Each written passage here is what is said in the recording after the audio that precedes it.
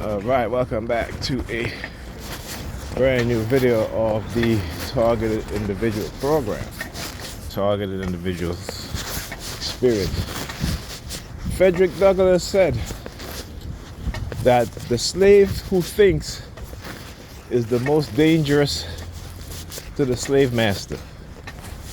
Alright, I was just watching Brooklyn St. Michael's, and he was doing a reading from Fredrick Douglas' book. And Fredrick Douglas talked about how the slave master uses sports to distract the slaves, how he used religion to pacify the slaves, how he uses holidays to keep the slaves from gathering together in mass so they can plot any sort of plan any sort of uprising, right, by having them celebrate European holidays along with the enslavers. And so this is why you had slaves who used to hide or go out into the woods together, a few of them, so they can still speak their mother tongue. They can formulate plans. Talk about the Nat Turner Rebellion. All right, so the slave masters were very keen on creating a mindset, a distracted and defeated mindset in the minds of the enslaved people, the enslaved Africans. So they had vested interests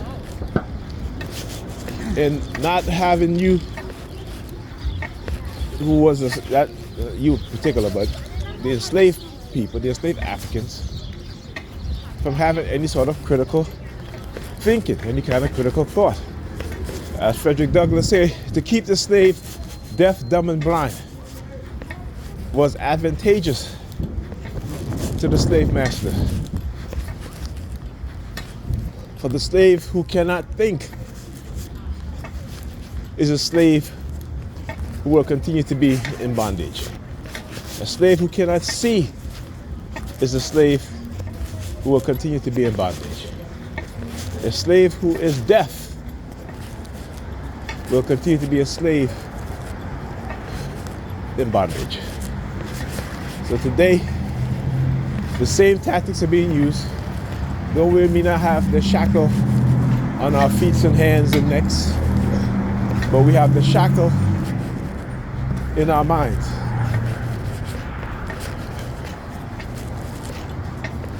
And so when I was watching that video, they became very quiet. And I was like, okay, so what happened to all the noise? You know, see, they hate it when they don't want to listen to stuff like that. They don't want to hear it because it causes them discomfort.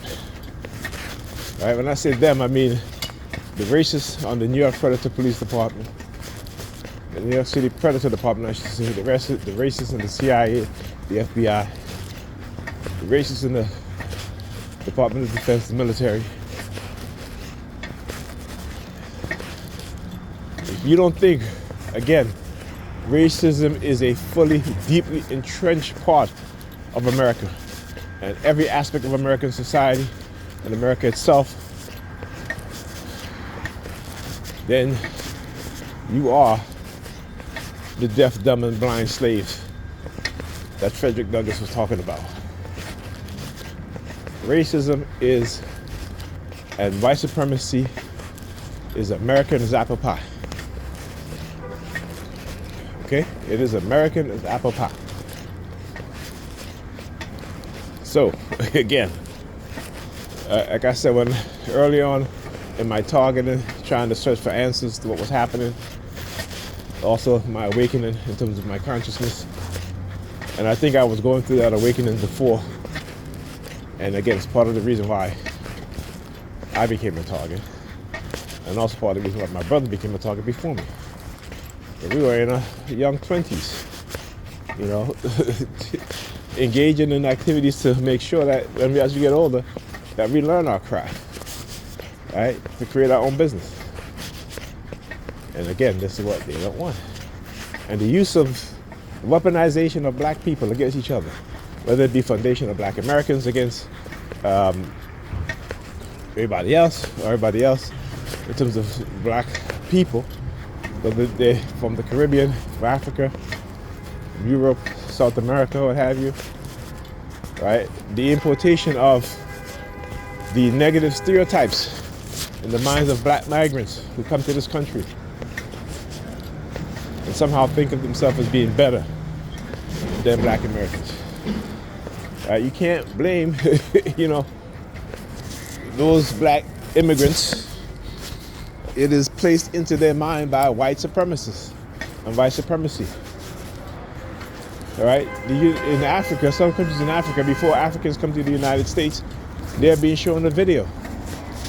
They're being shown a video, and that video shows black Americans in a disparaging, negative light.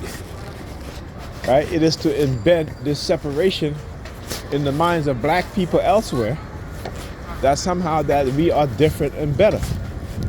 Right? They are different and better. I don't think like that. Never have. All right? Because I see myself as one. I see us as one people. Many people, many black people in the West will be shocked that if they do a DNA test of every black person from America, the Caribbean, South America, right, you will find just how closely related we are. Right? So you go look at Neely Fuller. You got the, as you just come out here, you remind me of that. Neely Fuller, he's doing an interview, he talks about the Hispanics, right? The Dominicans and the Puerto Ricans, and they're like, I'm no black. Like, yo, man, your hair texture like me. You're a little bit lighter. I'm no black. Well, what are you? I'm Dominican, I'm Puerto Rican. Right? What is Spanish? What is Spaniards? Because Puerto Ricans are not Spaniards. Dominicans are not Spaniards. Spaniards are from Spain. These are white people who speak the Spanish language, who came to the Americas, went to the Caribbean, right? Imported African who they enslaved, and the native black population of those lands, they interbreed with to create a lighter skin of people, so they can put them at the top, right? To contain and to also promote their white rule. If you study the Indian caste system, which the what they call the barbarians, the Germans, right? The Germanic tribes, they call them the what's the word that they use? Forgot that word that they use. But the Germans didn't bring their women with them. So who do you think they had kids with? Right? It was the black Indians, right? And I'm talking about Indians in America. I'm talking about in the country of India, right? They interbreed with the black Indians, created a lighter class of offspring. And then they forbid those offspring, those that came out lighter, to marry or have children with darker skinned Indian people. And the darker skinned Indian people was relegated to the bottom. These were called the untouchables because they fought back against the Germans. Or the Vanguards. I think that's what the name they call them. The Vanguards. The Visigoths or whatever. Okay? So the caste system was created. The caste system was created in India to separate those offspring because they know every generation after that, the children born will be of a lighter complexion. This is something that we as black people we don't quite understand. That they literally was breeding out the blackness out of the Indian population, using themselves, right, as donors, right, and then forbidding those offsprings to marry or have children with the lighter skin.